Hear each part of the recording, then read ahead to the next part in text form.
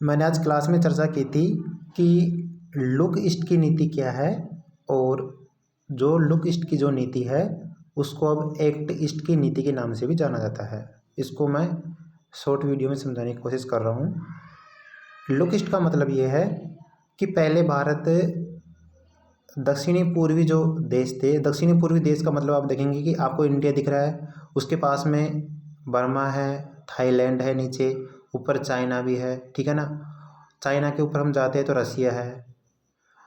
तो भारत क्या करता था, पहले चाइना अपना विस्तृत क्षेत्र होने के कारण और विदेशी नीति इसकी मजबूत होने के कारण आसपास के देशों पर चाइना क्या करता था, अपना प्रभाव स्थापित करता था, ठीक है। अब हमने आज पाठ में पढ़ा था कि पड़ोसी पहले की नीति अपनाता है भारत।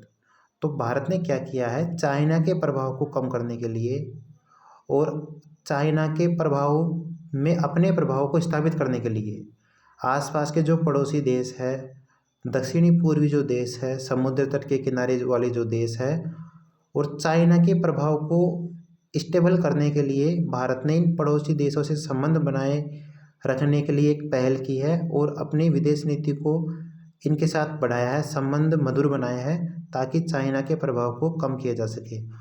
और भारत रूस से भी हाथ मिला रहा है, रूस के साथ भी सामरिक संबंध स्थापित कर रहा है।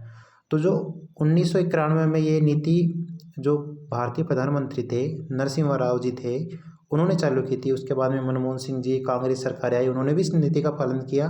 और जब अब नरेंद्र मोदी जी आए हैं तो उन्होंने जो लुक ईस्ट की जो नीति थी ना, उसका नामकरण कर दिया है एक्ट ईस्ट की नीति। मतलब इसमें हम चाइना के प्रभाव को कम करने के लिए और हमारे प्रभाव को बढ़ाने के लिए आसपास के जो दक्षिणी पूर्वी देश है, बर्मा है, थाईलैंड है, ये बांग्लादेश भी आ गया इसमें, चाइना के आसपास वाले देश आ गए, और रसिया है, इनमें हमारे जो विदेशी संबंध है उसको मजबूत बना रहे हैं, यानी हमारी विदेश नीति को क्या बना रहे हैं, मजबूत बना रहे हैं, ठीक है ना। तो जो भारत के पड़ोसी देशों की जो नीति है कि पड़ोसी पहले, उस नीति को साथ में जोड़कर देखा जाता है लुक ईस्ट की नीति और एक्ट ईस्ट की नीति के साथ, ठीक है ना।